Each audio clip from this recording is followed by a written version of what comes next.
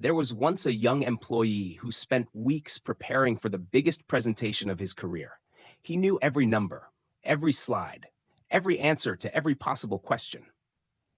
But the moment he stood in front of the room, his voice began to shake. He spoke faster than he intended. He avoided eye contact, and within minutes, people stopped listening. Later that day, another colleague stood up with half the knowledge. Yet somehow, everyone leaned in. People nodded, they smiled. And when the meeting ended, that was the person everyone remembered. It wasn't because he was smarter. It was because he knew something most people never learn. Communication isn't about speaking. It's about creating connection. And everything begins there. Chapter 1, The Core of Human Connection. Chapter 1, The Core of Human Connection. Before we learn how to speak with confidence, before we master persuasion, before we understand body language, emotional intelligence, or influence, we have to answer one simple question. Why do human beings communicate in the first place? Most people believe communication exists to exchange information, to explain ideas, to ask questions, to solve problems. Those are certainly part of it. But they aren't the real reason. Think about the last conversation that stayed with you for years. It probably wasn't because someone gave you extraordinary information. It was because, for a brief moment, you felt understood. That's what every human being is searching for. Not perfect words, connection. From the day we're born, communication shapes almost every part of our lives. Long before babies learn their first word, they communicate through eye contact, facial expressions, crying, and tiny movements. Parents instinctively respond, not because they understand language, but because they recognize emotion. That tells us something remarkable. Human connection existed before language ever did. Words simply made that connection more precise. As we grow older, the methods change, but the need remains exactly the same. We speak to build friendships. We communicate to fall in love, to earn trust, to lead teams, to comfort someone who's hurting, to inspire action, or simply to let another person know, I'm here. This is why two people can say the exact same sentence, yet create completely different results. Imagine hearing someone say, I'm proud of you. One voice sounds warm, another sounds forced. The words never changed. Only the feeling behind them did. And almost every time, people remember the feeling long after they've forgotten the sentence. Modern psychology consistently shows that people respond to much more than vocabulary alone. They notice your tone, your timing, your facial expressions, your confidence, even the pauses between your words. These signals quietly shape how every message is received. That's why communication should never be viewed as a performance. It is an experience that two people create together. Every conversation becomes a mirror. The way others respond often reflects what they sense from us. When we approach people with curiosity, they usually become more open. When we approach them with judgment, they naturally become defensive. When we genuinely listen, they often reveal far more than we expected. This is the first principle you'll build on throughout this audiobook. Communication is not the art of talking. It is the art of helping another human being feel seen, heard, and understood. Everything else, confidence, charisma, influence, leadership, negotiation, public speaking, begins with that single foundation, because people rarely remember every word you said, but they'll always remember how they felt while they were with you. Get Chapter 2. Listening, the skill most people never truly learn. A father once asked his teenage son a simple question. How was your day? The boy shrugged. Fine. The conversation ended in less than 5 seconds. Years later, the father would say he wished his son had opened up more, but the son remembered the moment differently. He didn't need another question. He needed someone willing to stay long enough to hear the answer behind the word fine. That is the difference between hearing and listening. Most people believe they are good listeners simply because they remain silent while someone else is talking. In reality, silence and listening are not the same thing. Far too often, we're not listening to understand. We're listening for our turn to speak. As someone shares a story, our mind quietly drifts somewhere else. We're thinking about our own experience, planning our response, searching for advice, preparing a joke, or deciding whether we agree or disagree. Although our eyes remain fixed on the speaker, our attention has already left the conversation. The other person notices this far more often than we realize. Human beings are remarkably sensitive to attention. We can sense when someone is fully present, and we can also sense when their mind is somewhere else. This is why genuine listening creates trust faster than impressive speaking ever can. People naturally feel closer to those who make them feel heard. Psychologists have long observed that being listened to satisfies one of our deepest emotional needs. It tells us, you matter. Your thoughts have value. I'm giving you my time. Few gifts are more meaningful than that. Think about the people you enjoy talking with the most. They're probably not the ones who dominate every conversation. They're the ones who make you feel interesting. The ones who remember small details you mentioned weeks ago. The ones who ask thoughtful questions instead of immediately changing the subject. That's because exceptional communicators understand a simple truth. Every conversation has two purposes. One is to exchange information. The other is to exchange understanding. The second is almost always more important. Imagine a friend saying, I'm exhausted. A poor listener immediately responds, you should sleep more. Problem solved, or so they think. But an effective listener pauses. What kind of exhausted? That single question changes everything. Maybe they're physically tired. Maybe they're overwhelmed at work. Maybe they're grieving. Maybe they're simply lonely. The words were identical. The meaning was completely different. Listening helps us discover what words alone cannot explain. This is why curiosity is one of the greatest communication skills you can develop. Curiosity slows us down. Instead of assuming, we explore. Instead of judging, we ask. Instead of interrupting, we become genuinely interested. Simple questions often reveal extraordinary answers. What happened next? How did that make you feel? What do you think caused that? These aren't complicated questions, yet they invite conversations that most people never experience. Another powerful habit is becoming comfortable with silence. Many people fear quiet moments. The instant a pause appears, they rush to fill it. But silence isn't always awkward. Sometimes it's the exact space another person needs to gather their thoughts. Some of the most honest things people ever say come a few seconds after they almost decided to stay silent. Great listeners know this. They don't rescue every pause. They respect it. Body language also plays a quiet but powerful role. A slight nod, relaxed eye contact, an open posture, small expressions of encouragement. These signals tell the speaker, I'm still with you. You have my attention. Without saying a single word, they make conversations feel safer. On the other hand, constantly checking a phone, looking around the room, crossing your arms, or interrupting too quickly can unintentionally communicate this conversation isn't important, even if that was never your intention. Perhaps the greatest misconception about listening is believing it means agreeing. It doesn't. You can completely disagree with someone's opinion while still making them feel understood. Understanding comes before agreement, and when people feel understood, they become far more willing to understand you in return. That principle changes relationships. It strengthens friendships. It improves leadership. It transforms difficult conversations because people rarely become defensive when they feel respected. As you continue through this audiobook, remember this simple idea. The most influential people in the room are often the ones speaking the least. Not because they have nothing to say, but because they've mastered the rare ability to make every other person feel that their voice matters.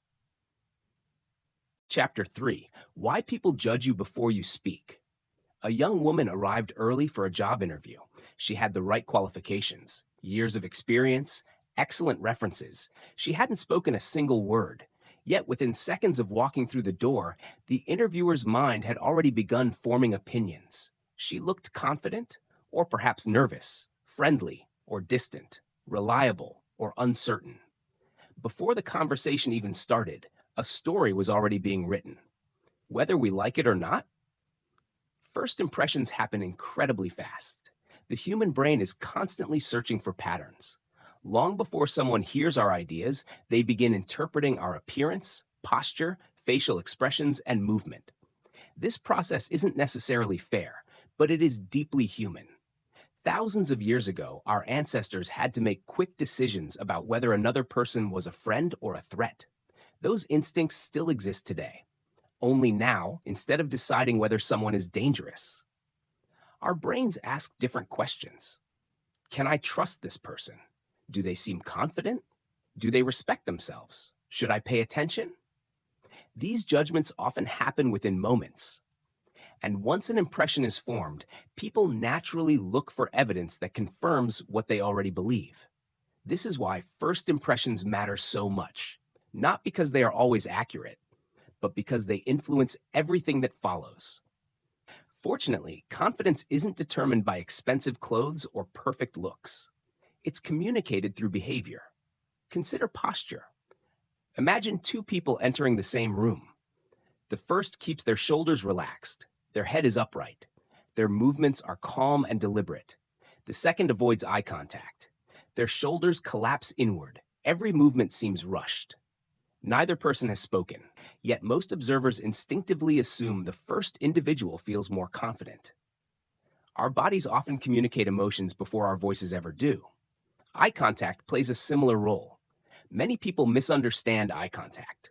They think confidence means staring intensely into someone's eyes without looking away.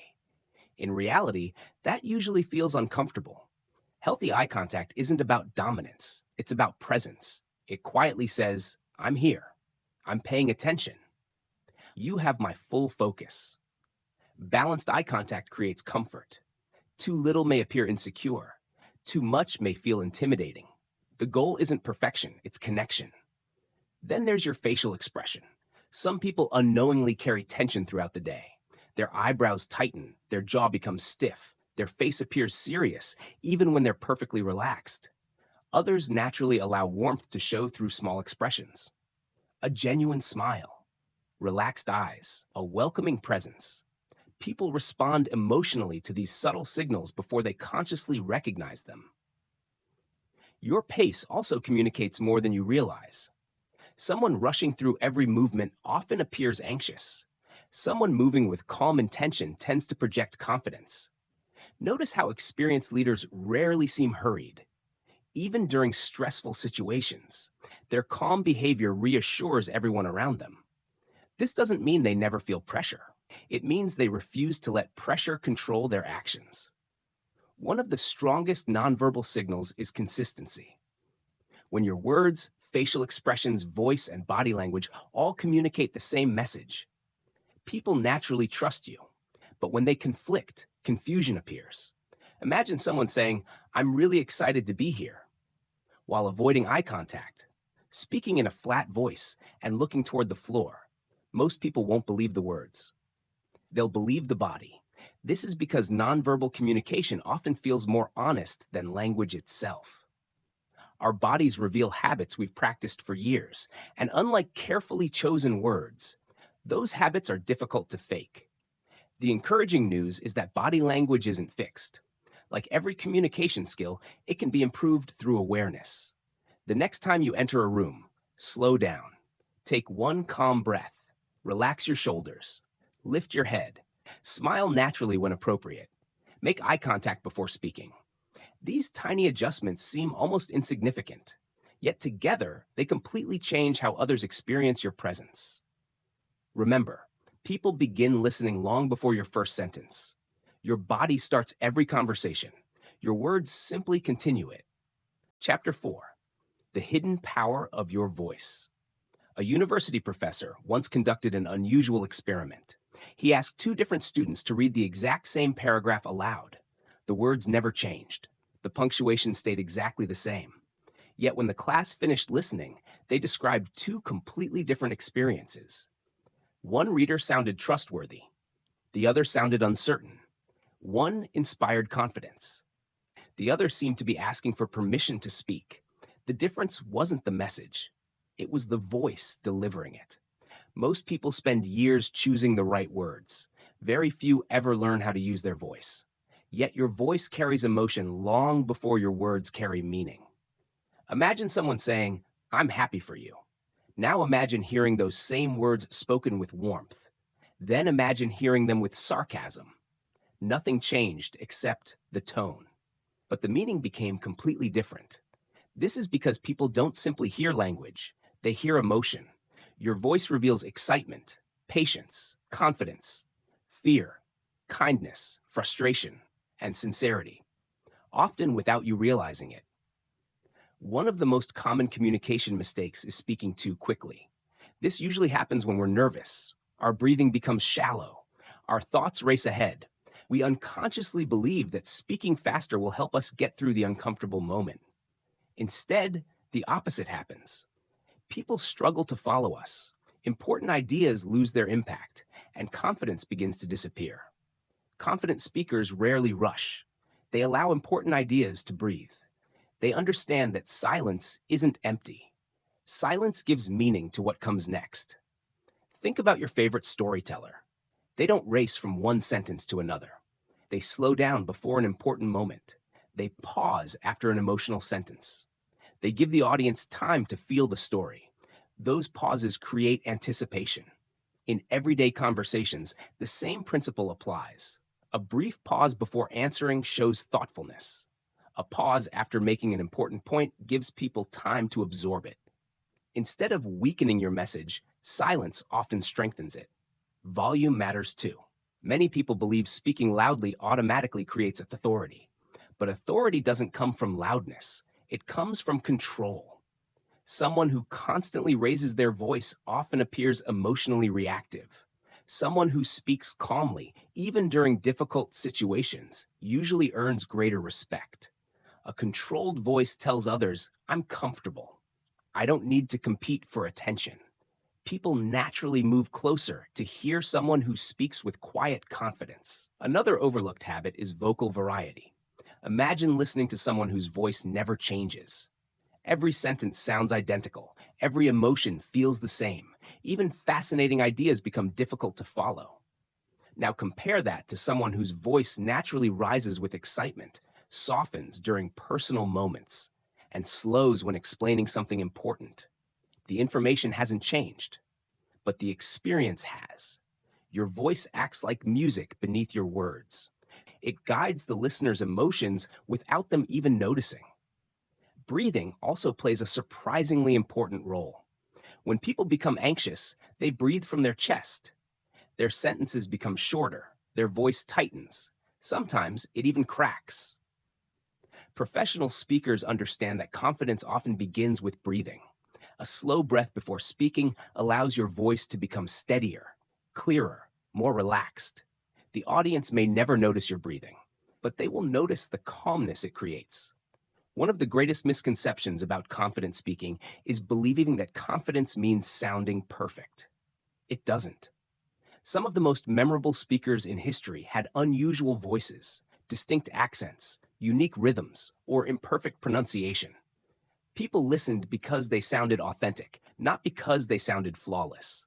Authenticity builds trust far faster than perfection ever can. As you develop your communication skills, don't focus on creating someone else's voice. Develop your own. A voice that reflects calmness, kindness, conviction, and genuine curiosity. Because long after people forget the exact words you used, they often remember how your voice made them feel. Chapter 5: The Psychology of Building Trust. A traveler once arrived in a small village after a long journey. He needed food, a place to sleep, and directions for the road ahead. Two strangers greeted him. The first smiled brightly. He spoke with confidence. He promised he could help with everything. The second said very little. He simply carried the traveler's heavy bag, offered him a glass of water, and quietly pointed him toward a warm fire. By the end of the evening, the traveler trusted the second man far more than the first. Not because of what he said, but because of what he did. Trust has always worked that way. Many people believe trust is built through impressive speeches or persuasive arguments. In reality, trust grows much more quietly. It develops through consistency, reliability, and small moments that often go unnoticed. Every conversation either strengthens trust or slowly weakens it. Think about someone you've known for years. Why do you trust them? Probably not because they always had the perfect advice, or because they spoke with extraordinary confidence. You trust them because their actions repeatedly matched their words. When they promised to call, they called. When they said they would help, they showed up. When you shared something personal, they kept it private. Over time, your brain stopped questioning their intentions. Trust became the default. This is how human relationships are built, not through one dramatic moment, but through hundreds of ordinary ones. Communication plays a central role in this process. People are constantly asking themselves silent questions whenever they meet someone. Can I believe what this person says? Will they respect me? Do they genuinely care? Can I relax around them? Most of these questions are never spoken aloud, yet they influence every relationship we build. One of the fastest ways to create trust is surprisingly simple. Be honest when you don't know something. Many people believe admitting uncertainty makes them appear weak. The opposite is often true. Imagine asking someone a difficult question. One person immediately invents an answer just to sound intelligent. Another calmly says, "I'm not sure. Let me find out." Which person feels more trustworthy? Confidence isn't pretending to know everything. Confidence is being comfortable with the truth. Honesty creates credibility, and credibility creates trust. Another powerful habit is keeping small promises.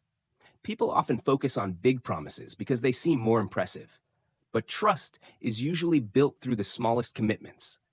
I'll send you that article tonight. I'll call you tomorrow. I'll be there at 3. Every time you follow through, you quietly tell people, my words mean something.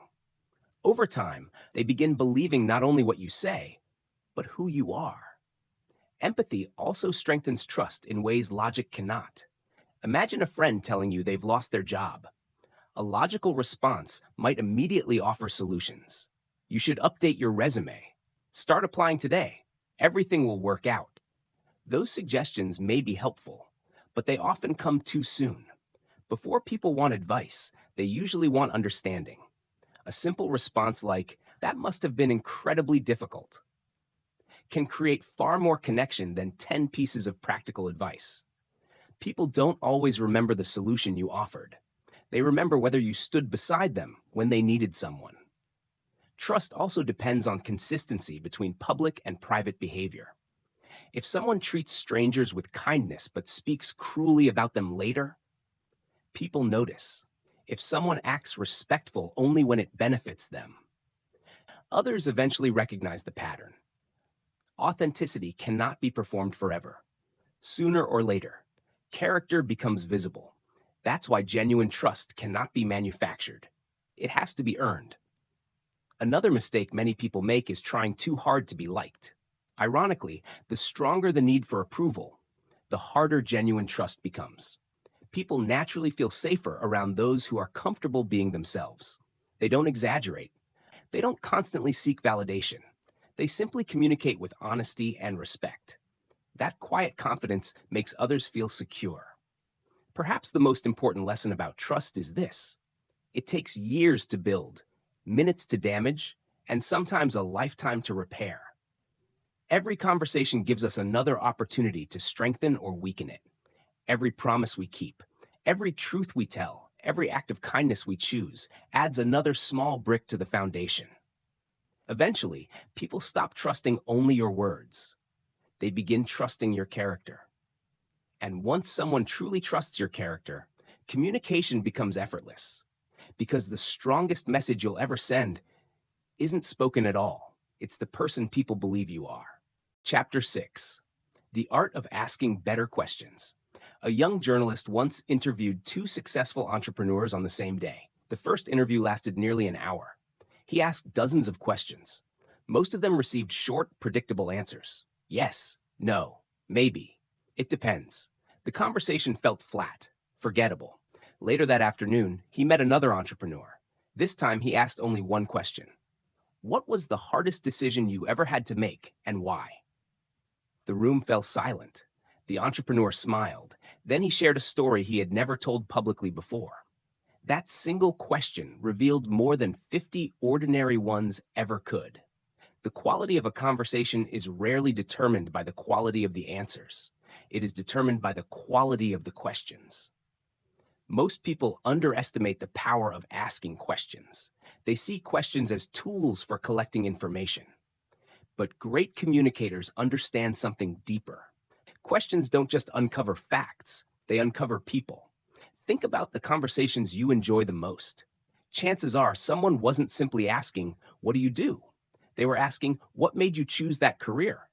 Or instead of, "Did you enjoy your vacation?" they asked, "What was the moment you'll never forget?" The difference seems small, yet it changes everything. Closed questions usually invite short answers. Open questions invite stories, and stories create connection. When someone begins telling a story, they're no longer giving information, they're sharing a part of themselves. That's where relationships begin. Curiosity is the fuel behind meaningful questions. Real curiosity isn't pretending to care. It's genuinely wanting to understand another person's perspective. People notice the difference almost immediately. If your questions exist only to impress someone, they'll feel it. If your questions come from authentic interest, they'll feel that too. One of the simplest habits you can develop is asking follow-up questions. Imagine someone says, "I recently started learning photography." Many conversations end there. The listener nods, then changes the subject. A curious communicator continues. "What inspired you to start? What do you enjoy photographing the most? What's been the biggest challenge so far?" Each answer naturally leads to another conversation. Instead of speaking for most of the interaction, you create space for the other person to shine. Ironically, people often leave those conversations believing you are fascinating, not because you talked the most, but because you made them feel interesting. Another powerful technique is replacing assumptions with questions. Misunderstandings often begin when we believe we already know what someone means. A friend replies with a short message. We assume they're upset. A coworker avoids eye contact. We assume they're angry. A family member seems distracted. We assume they don't care. Most of the time, we're simply guessing. A better communicator asks before concluding, "You seem a little quiet today. Is everything okay?" That one question can prevent countless unnecessary conflicts. Questions also help people think more clearly. Imagine a friend facing a difficult decision. Many of us immediately begin giving advice. But advice isn't always what people need. Sometimes they simply need someone who helps them organize their own thoughts. Questions like, "What outcome matters most to you? What worries you the most? If you weren't afraid of failing, what would you choose?" often lead people to answers they already had within themselves. Instead of solving the problem for them, you help them discover their own solution. This creates confidence rather than dependence. Timing is equally important. Even the best question can fail if asked too early. When emotions are running high, people rarely want analysis. They want understanding. Sometimes the wisest question isn't, "What should we do now?" It's simply, "Would you like to talk about it?" That question offers choice, and choice creates safety. Great communicators never use questions as weapons. Some people disguise criticism as curiosity. "Why would you do something like that? Don't you think that was a mistake?" These questions don't invite conversation. They invite defensiveness. True curiosity carries no hidden judgment. Its purpose is understanding, not winning. As you move through your daily conversations, remember this. People may forget your advice. They may forget your opinions, but they'll rarely forget how you made them feel when they spoke about something that truly mattered to them. Sometimes the most valuable thing you can say isn't a statement at all. It's a thoughtful question that allows someone else to discover their own voice. Chapter 7. Understanding emotions before words. A nurse who had worked in emergency care for more than 20 years was once asked what made the biggest difference when speaking to frightened patients. People expected her to mention medical knowledge, experience, or the perfect words. Instead, she smiled and said, "Before people need answers, they need to know that someone understands how they feel." That simple observation explains why some conversations heal relationships, while others quietly damage them. Human beings are emotional long before they become logical. Yet many of us have been taught to believe the opposite. When someone becomes upset, we immediately search for facts. We explain. We defend ourselves. We correct misunderstandings. We try to fix the problem. But emotions rarely disappear simply because logic arrives. Imagine telling a worried friend there's nothing to be anxious about. Does their anxiety disappear? Probably not. Or telling someone who's grieving, "You'll feel better soon." The words may be well-intentioned, but they often leave the other person feeling even more alone. This is because emotions don't ask to be corrected. They ask to be acknowledged. One of the most powerful communication habits you can develop is emotional validation. Validation doesn't mean agreeing with every opinion. It doesn't mean approving every action. It simply means recognizing that another person's feelings are real to them. There's a big difference between saying, "You're overreacting," and saying, "I can understand why this situation feels overwhelming." The first creates resistance. The second creates safety. Once people feel emotionally safe, they're far more willing to listen. Emotional intelligence begins with awareness. Before understanding someone else's emotions, we must first recognize our own. Many conversations go wrong because we speak while our emotions are still controlling us. Anger makes us exaggerate. Fear makes us withdraw. Embarrassment makes us defensive. Stress makes us impatient. Without realizing it, we stop responding and start reacting. The most emotionally intelligent communicators learn to pause before they speak, not because they have nothing to say, but because they want their words to reflect intention rather than impulse. That single pause has saved countless friendships, relationships, and careers. Another important skill is learning to notice emotional signals that are never spoken aloud. Someone may smile while feeling exhausted. Another person may insist they're fine while avoiding eye contact. A coworker may become unusually quiet during a meeting. A friend who normally replies within minutes suddenly disappears for days. These small changes often communicate far more than words ever could. Great communicators don't ignore these signals. They gently explore them. "You don't seem like yourself today. Is something on your mind? I've noticed you've been quieter than usual." Simple observations like these often open conversations that people have been waiting to have. Empathy also requires resisting the urge to make everything about ourselves. Imagine a friend tells you they've just lost someone they love. A common response is, "I know exactly how you feel. The same thing happened to me." Although the intention is kindness, the focus quietly shifts away from them. Sometimes empathy sounds much simpler. "I'm so sorry. I can't imagine how difficult this must be. I'm here if you need me." Those words leave space instead of taking it. Emotions are also contagious. Spend time with someone who remains calm during a crisis, and you'll often feel calmer yourself. Spend time with someone who constantly panics, and your own anxiety begins to rise. Our emotional state influences everyone around us, whether we realize it or not. This is especially important for parents, teachers, managers, and leaders. People don't just hear your emotions, they absorb them. That doesn't mean hiding difficult feelings.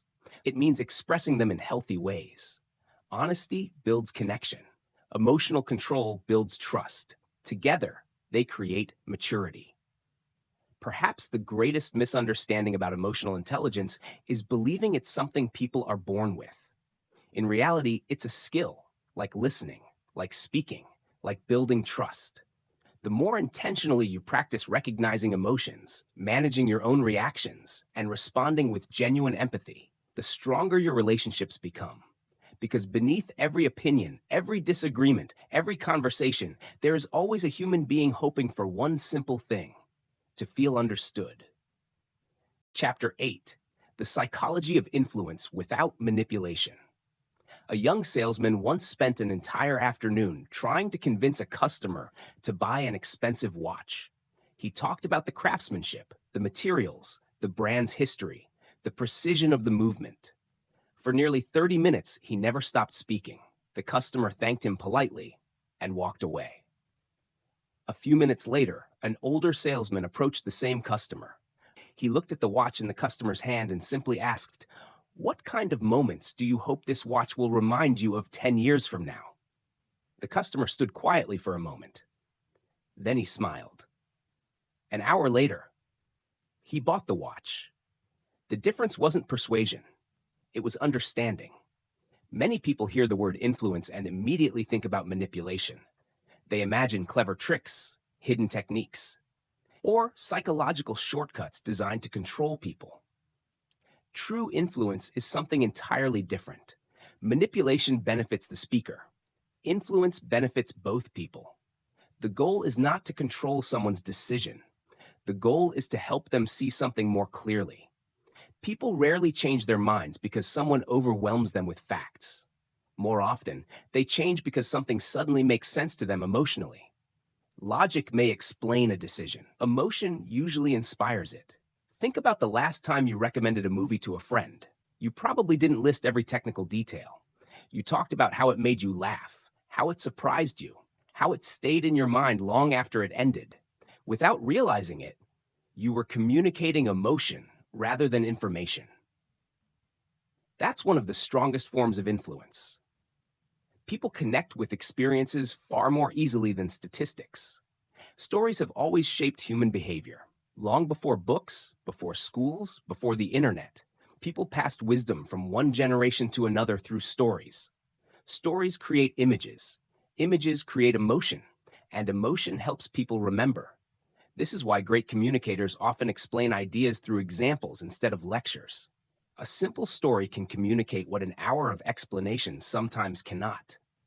Influence also depends on credibility. People naturally ask themselves, why should I believe this person?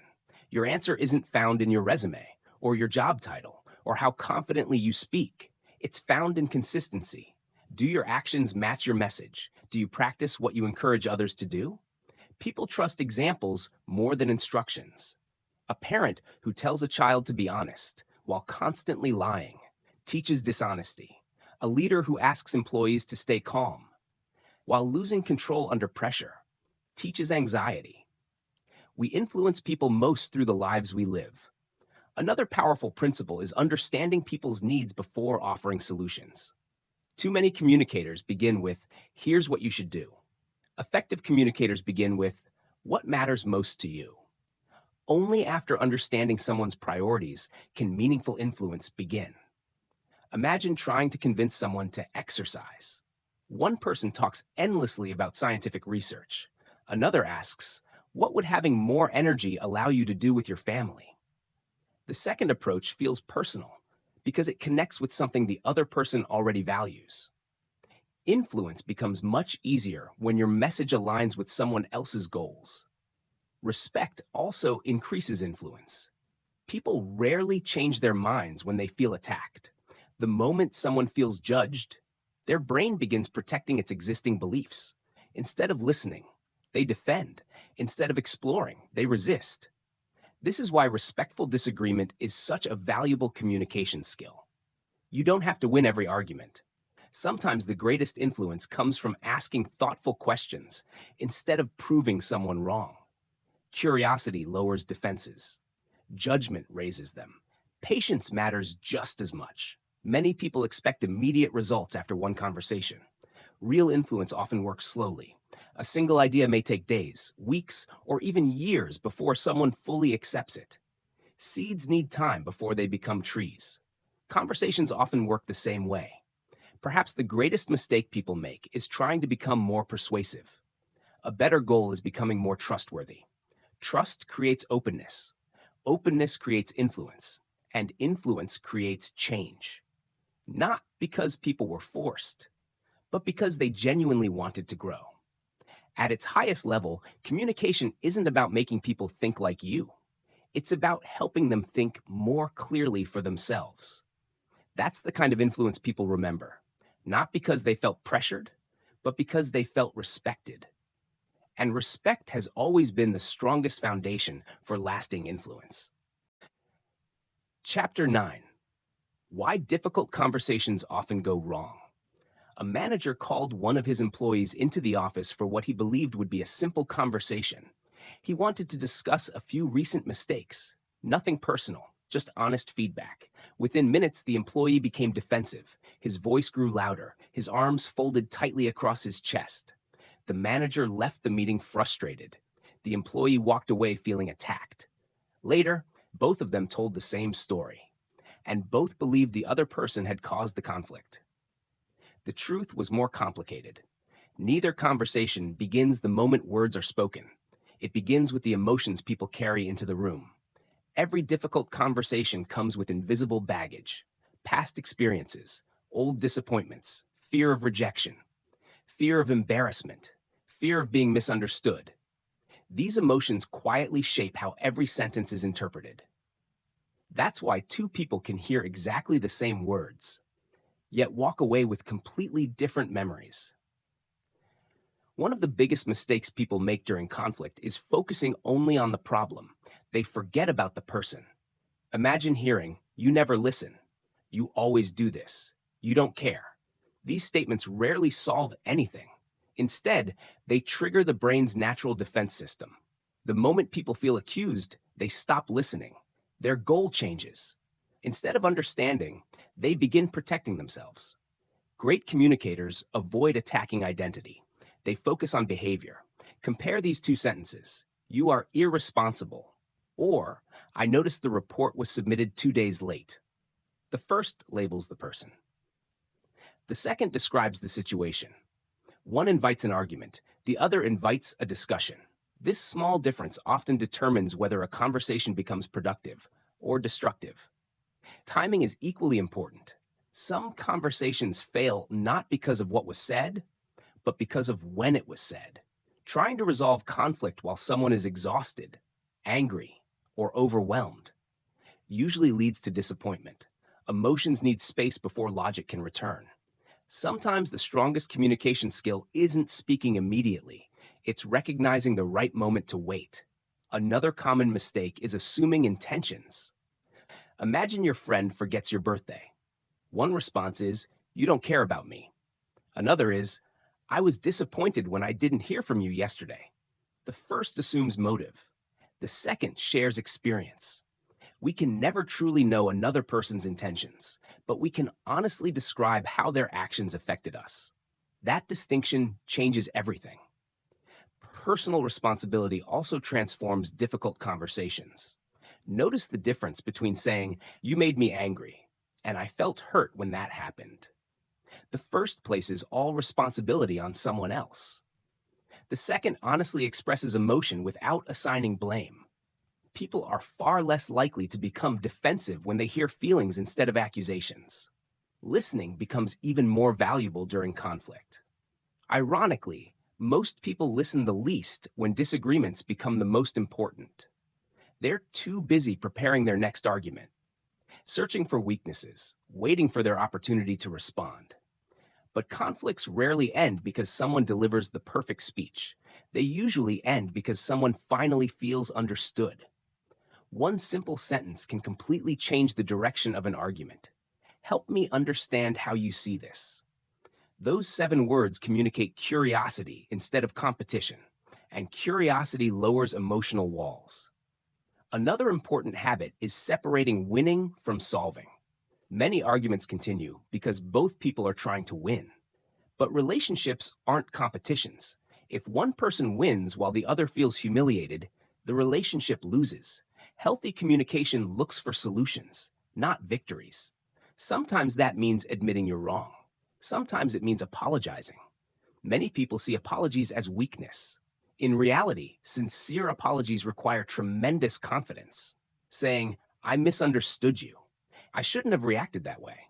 I'm sorry," doesn't reduce your dignity.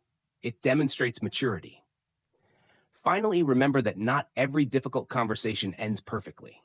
Some disagreements remain. Some relationships change. Some people simply see the world differently. Communication cannot guarantee agreement, but it can guarantee respect. and respect allows people to leave a conversation with their dignity intact.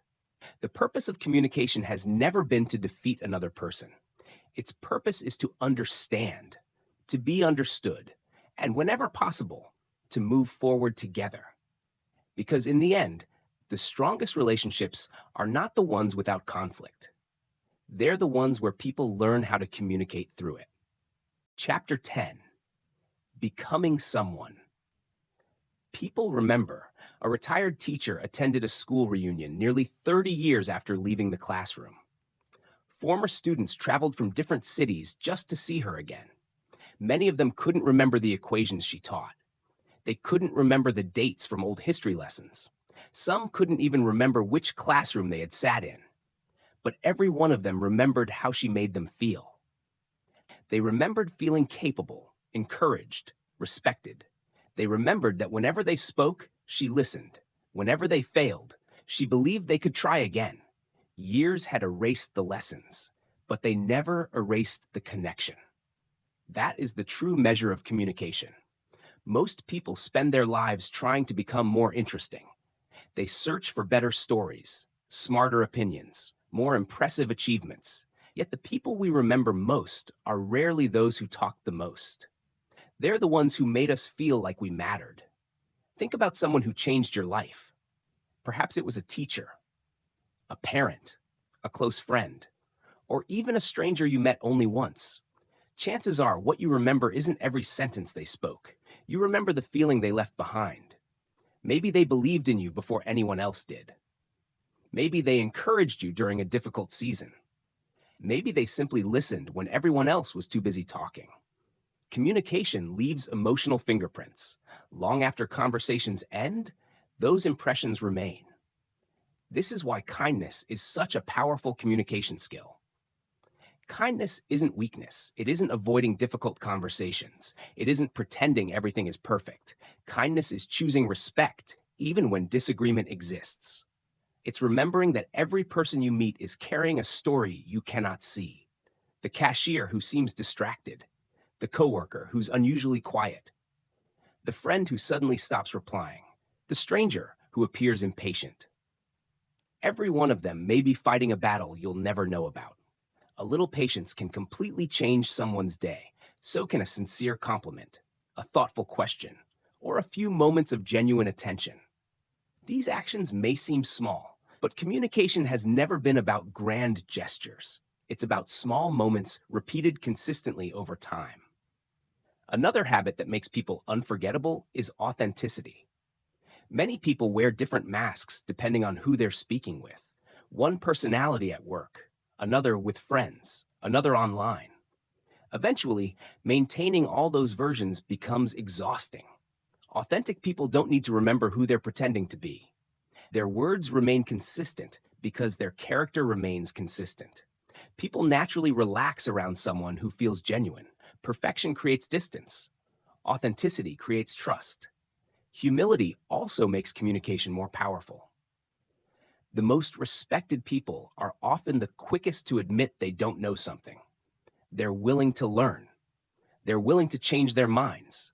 They're willing to say, "You taught me something today." Confidence doesn't disappear when humility appears. The two actually strengthen one another. One says, "I know my value." The other says, "I still have more to learn." Together, they create wisdom. As you've moved through this journey, you've discovered that communication isn't one single skill. It's many small habits working together.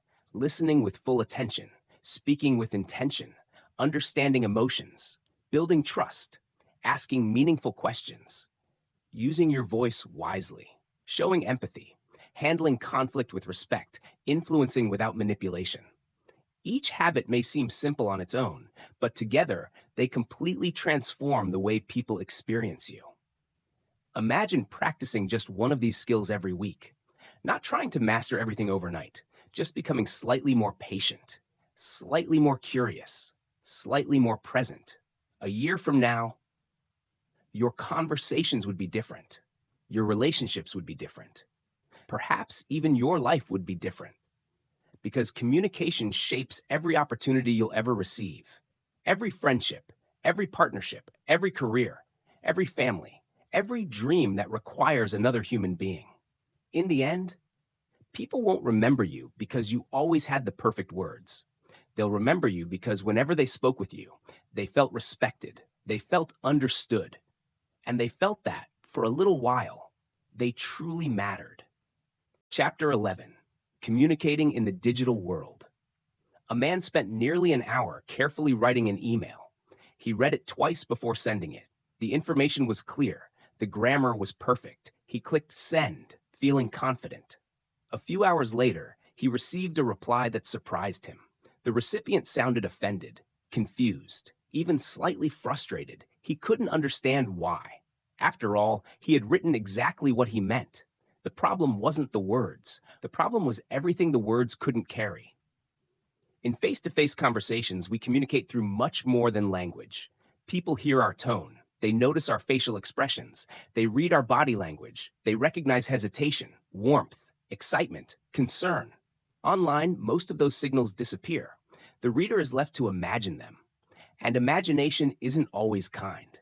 A short message like, okay, can sound perfectly neutral, or cold, or impatient, or even angry.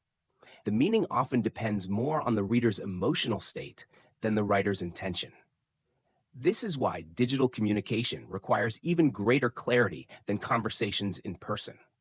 One of the biggest mistakes people make online is responding too quickly while emotions are still high. A frustrating email arrives. An insulting comment appears. A misunderstanding unfolds through text. Without thinking, we begin typing. Our fingers move faster than our judgment. Seconds later, the message is sent. Unlike spoken words, written messages remain. They can be reread, shared, forwarded, taken out of context. A single emotional response can damage relationships that took years to build. Great communicators understand the value of waiting. Sometimes the smartest reply is the one written an hour later, or the next morning. Distance gives emotion time to settle, and calmer minds almost always choose better words. Another important principle is assuming positive intent whenever possible. Imagine receiving a brief email from a coworker. We need to talk. Many people immediately begin imagining the worst. Did I do something wrong? Am I in trouble? Are they upset with me? Hours of unnecessary stress can come from 4 simple words. In reality, the coworker may simply want help with a project. Our brains naturally fill in missing information. Unfortunately, they often fill it with fear. Whenever possible, choose curiosity over assumption. Ask for clarification before creating stories in your own mind. Clarity also means being specific. Instead of writing, "We should meet sometime," try, "Would Thursday at 2 p.m. work for you?" Instead of saying, "I'll send it soon," say, "I'll send it before 5 o'clock this afternoon." Specific communication removes unnecessary confusion. Respect matters just as much online as it does in person. It's easy to forget there's a real human being behind every screen. Distance sometimes makes people say things they would never say face to face. Kindness becomes easier to ignore. Patience becomes harder to practice. But character doesn't disappear simply because communication happens through a keyboard. The same principles still apply. Listen before reacting. Think before responding. Respect before criticizing. Social media creates another unique challenge. We're constantly exposed to carefully edited versions of other people's lives. Perfect vacations, perfect careers, perfect relationships, perfect success. Without realizing it, we begin comparing our ordinary moments to someone else's highlight reel. Those comparisons influence the way we communicate.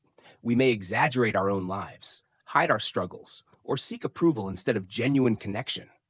Authentic communication requires courage. It means choosing honesty over performance, connection over attention, meaning over appearance. Perhaps the most valuable question to ask before sending any message is surprisingly simple. How will the person receiving this probably feel? Not just, is this accurate? Not just, is this what I want to say? But is this likely to create understanding? That single question changes the way we write emails, text messages, comments, and every conversation that takes place behind a screen. Technology has made communication faster than ever before, but faster doesn't always mean better. The greatest communicators still understand something timeless, whether words travel across a table or across the internet. The goal remains exactly the same: to make another human being feel respected, understood, and valued. Chapter 12. Speaking with confidence in front of others. A young engineer was invited to present a new idea to his company's leadership team. He had spent weeks preparing. He knew the data, the research, the numbers. But as he stood in front of the room, something unexpected happened. His palms became sweaty. His heart began racing. His mind suddenly felt empty. The information he had practiced dozens of times seemed to disappear. When the presentation ended, he believed he had failed. Later, one of the senior executives approached him and said, "You know, I don't think you lack knowledge. I think you simply let your fear speak louder than your voice." Many people believe confident speakers are born different. They imagine some people naturally enjoy standing in front of crowds while everyone else simply isn't built for it. The truth is much more encouraging. Almost every great speaker has experienced fear. The difference is not the absence of nervousness. It's learning how to move forward despite it. Fear of public speaking is one of the most common human fears. Why? Because speaking in front of others places us in a vulnerable position. Our brains begin asking questions. What if I forget what I want to say? What if people judge me? What if I make a mistake? These thoughts trigger the body's natural stress response. Your breathing changes. Your muscles tighten. Your voice becomes less steady. Your attention shifts away from your message and toward your fear. Ironically, the audience often notices much less than we imagine. Most people are not looking for reasons to criticize you. They're simply hoping to understand what you're saying. One of the fastest ways to reduce anxiety is changing where your attention goes. Instead of asking, "How am I performing?" ask, "How can I help these people understand?" That small shift changes everything. Your focus moves away from yourself and toward your audience. Confidence grows when service replaces self-consciousness. Preparation also creates confidence. Not because preparation makes you perfect, but because it makes you familiar. The more deeply you understand your message, the less you depend on memorizing every sentence. Experienced speakers rarely memorize entire presentations word for word. Instead, they remember the key ideas. Then they explain those ideas naturally. This makes them sound authentic rather than rehearsed. Another helpful habit is beginning with something familiar. Many speakers try to impress their audience immediately. Instead, begin with a simple story, a question, a relatable experience. Stories relax both the speaker and the audience. They create connection before information. That's why you've heard stories throughout this audiobook.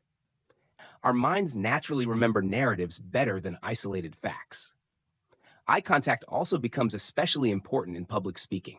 Instead of looking over everyone's heads or staring at your notes, choose one person, finish a thought, then gently move to someone else.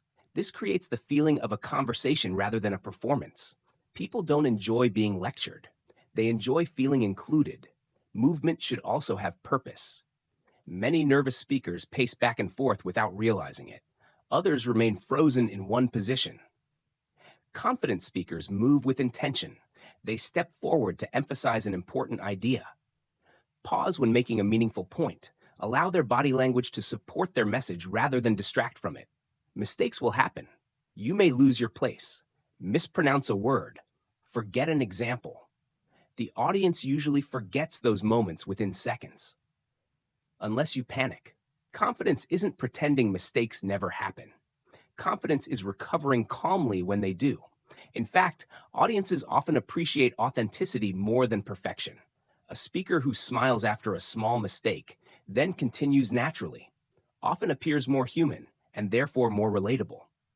Finally, remember why public speaking matters, whether you're addressing one person, 10 people, or 10,000. Communication is never about proving your intelligence. It's about creating understanding. If even one person leaves the room seeing the world a little differently because of something you shared, then your words had value. Your voice doesn't need to be the loudest. It doesn't need to be the most dramatic. It simply needs to be genuine. Because audiences rarely remember perfect presentations. They remember speakers who made them think, who made them feel, and who spoke with honesty instead of fear. Chapter 13: The Communication Habits That Transform Relationships. An elderly couple was once asked the secret behind their 50 years of marriage. People expected a profound answer, perhaps a lesson about love, or sacrifice, or forgiveness. Instead, the husband smiled and said, "We never stopped talking, even when we were angry, even when we were tired, even when we had nothing important to say." His wife quietly added, "And we never stopped listening." Relationships rarely fall apart because of one terrible conversation. More often, they slowly weaken through thousands of conversations that never happened, the appreciation left unspoken, the apology delayed, the gratitude assumed, the questions never asked. Communication isn't only about solving problems, it's about maintaining connection before problems appear. One of the healthiest habits any relationship can develop is expressing appreciation regularly. Many people assume those closest to them already know how much they're valued. A parent assumes their child knows they're proud. A friend assumes appreciation is obvious. A partner assumes love doesn't always need to be spoken. Sometimes that's true, but hearing those words still matters. A sincere, "I appreciate everything you do. I'm grateful you're in my life. I'm proud of you," can remain in someone's memory for years. People often underestimate how deeply simple encouragement can affect another human being. Another powerful habit is learning to discuss problems without attacking character. Imagine your partner forgets something important. You could say, "You never think about anyone but yourself." Or you could say, "I felt disappointed because this mattered to me." One sentence creates shame. The other creates understanding. Healthy relationships focus on solving the issue, not destroying the person. Small daily conversations are just as important as major ones. Many people wait for special occasions to connect deeply, but lasting relationships are built during ordinary moments. Talking over breakfast, walking together, driving home, sharing a quiet evening. These conversations may seem insignificant, yet they create emotional closeness over time. Trust grows through consistency, not intensity. Respect also appears in the way we disagree. Every close relationship experiences conflict. Different opinions are inevitable. Different personalities are inevitable. Different expectations are inevitable. The goal isn't eliminating disagreement. The goal is learning how to disagree without making the other person feel unsafe. That means avoiding insults, avoiding sarcasm, avoiding bringing up old mistakes simply to win today's argument. When respect disappears, communication quickly follows. Listening becomes especially important with the people we think we already know. Ironically, we often interrupt family members more than strangers. We assume we know what they're about to say. We finish their sentences. We stop asking questions because we believe we've heard every story. But people continue changing throughout their lives. The person you've known for 10 years isn't exactly the same person sitting in front of you today. Curiosity keeps relationships alive. Another habit worth developing is repairing misunderstandings quickly. Misunderstandings are normal. Ignoring them is dangerous. The longer resentment remains unspoken, the larger it becomes. Sometimes all it takes is one honest conversation. "I think we misunderstood each other. Can we talk about what happened? I don't want this to come between us." Those simple words prevent countless relationships from quietly drifting apart. Forgiveness also plays a central role in communication. Forgiveness doesn't mean pretending nothing happened. It doesn't erase responsibility. It simply means choosing not to let yesterday permanently control tomorrow. Holding on to resentment often hurts the person carrying it more than anyone else. Forgiveness creates room for healing. Finally, remember that every relationship teaches us something about ourselves. The way we communicate reflects our patience, our empathy, our honesty, our willingness to grow.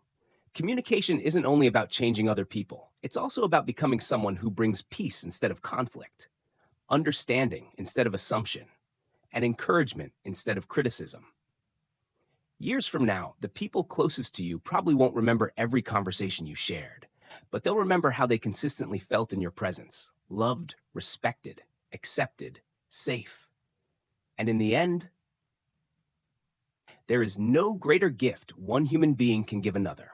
Chapter 14: The Small Daily Habits That Make You a Better Communicator. A violin teacher once told her students something they never forgot.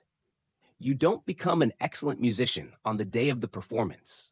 You become one on ordinary Tuesday afternoons, when nobody is watching. Communication works the same way. Most people think great conversations happen because the right words suddenly appear at the right moment. But extraordinary communicators are rarely spontaneous.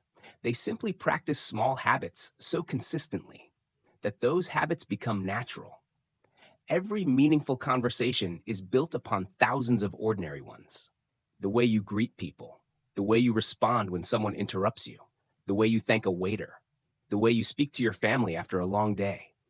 These moments may seem insignificant, yet they quietly shape your character. And character is impossible to separate from communication.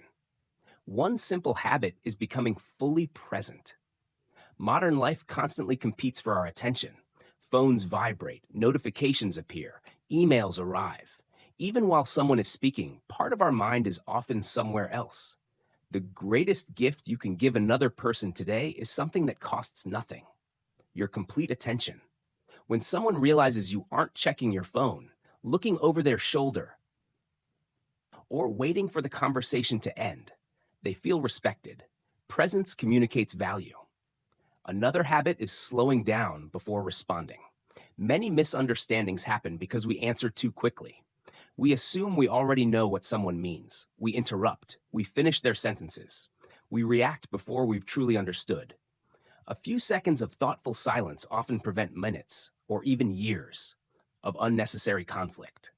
Curiosity should also become a daily practice.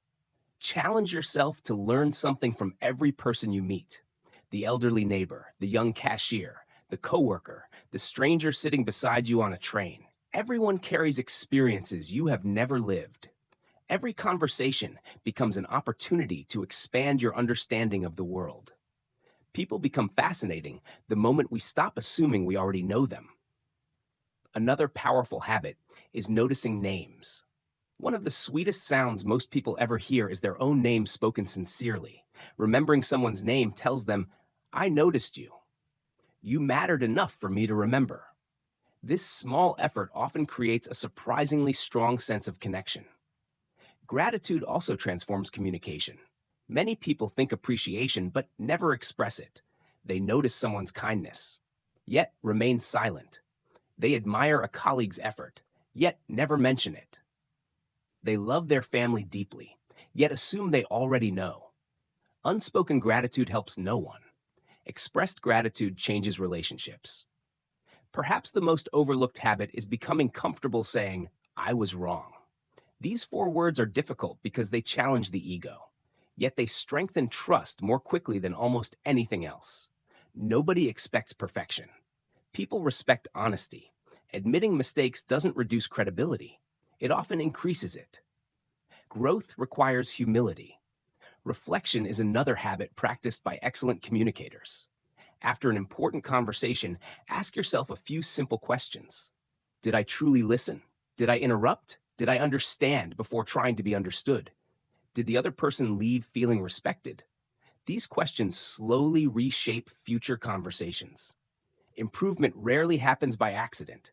It happens through awareness. Patience deserves practice as well. Every person grows at a different pace. Not everyone changes after one conversation. Not everyone understands immediately. Some lessons require time. The ability to remain patient while continuing to communicate with kindness is one of the clearest signs of emotional maturity. Finally, remember that communication is never finished. There is no day when someone suddenly becomes the perfect communicator. There is only continual learning, continual listening, continual growth. Each conversation teaches us something new. Each mistake offers another opportunity to improve. Each relationship becomes another classroom. The goal isn't perfection. The goal is progress.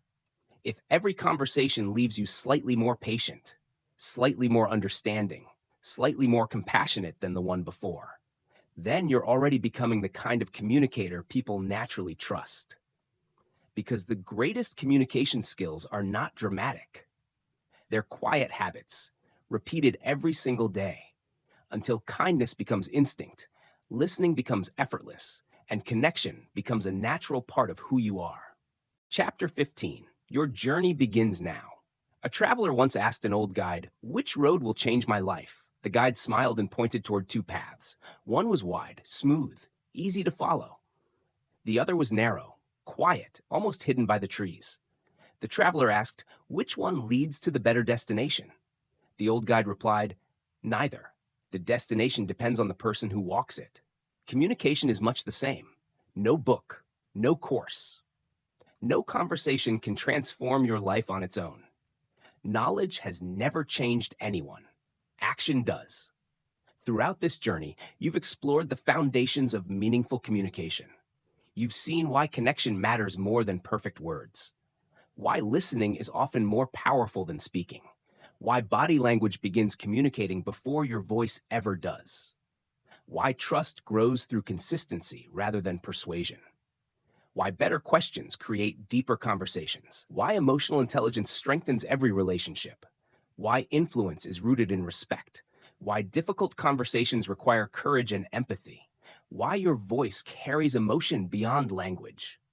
Why every relationship depends on honest communication. And why the smallest daily habits quietly shape the person you become. These lessons are simple, but simple does not mean easy. Knowing them is only the beginning. The real transformation starts the next time someone speaks to you. Will you truly listen? The next time you disagree with someone, will you seek understanding before trying to prove your point? The next time someone makes a mistake, will you respond with patience instead of frustration? The next time fear tells you to stay silent, will you choose to speak anyway? Life offers these opportunities every single day. Communication isn't reserved for important meetings, or public speeches, or life-changing moments. It happens while ordering coffee, talking with your children, greeting your neighbors, calling an old friend, sitting beside someone who simply needs company. The smallest conversations often leave the deepest marks. Never underestimate the influence of ordinary words. One compliment may restore someone's confidence. One apology may repair a broken relationship. One question may completely change another person's future. One act of genuine listening may become the moment someone remembers for the rest of their life. You'll never know how many invisible battles people are fighting. You may never realize how desperately someone needed kindness on the day you offered it. That's why communication is more than a skill. It is a responsibility. Every conversation gives us the chance to leave another person better than we found them. Not through perfection, not through clever arguments, but through presence, respect, patience, and honesty. Imagine what the world would look like if more people listened before interrupting, asked before assuming, encouraged before criticizing, and understood before judging.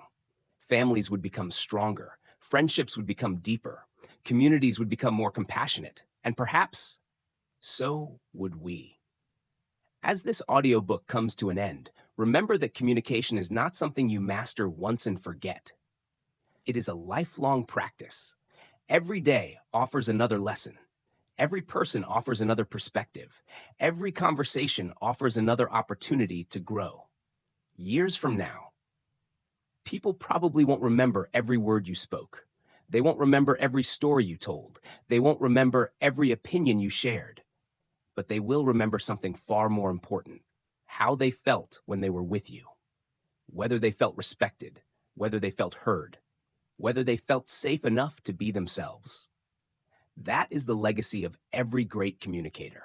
Not perfect speeches, not unforgettable vocabulary, but unforgettable human connection. So as you leave this journey, carry these lessons into your everyday life. Listen a little longer, speak a little more thoughtfully, lead with kindness, stay curious, be honest, choose empathy whenever possible, And never forget, every conversation is an opportunity, not simply to exchange words, but to change a life. Sometimes that life may even be your own. Conclusion. Before you close this audiobook, take a moment and think about the people who have had the greatest influence on your life. Perhaps it was a parent, a teacher, a close friend, a mentor, or maybe someone you only met once. Chances are, you don't remember every word they ever said. You remember how they made you feel. You remember feeling accepted, encouraged, respected, understood. That is the quiet power of communication. It reaches far beyond conversations.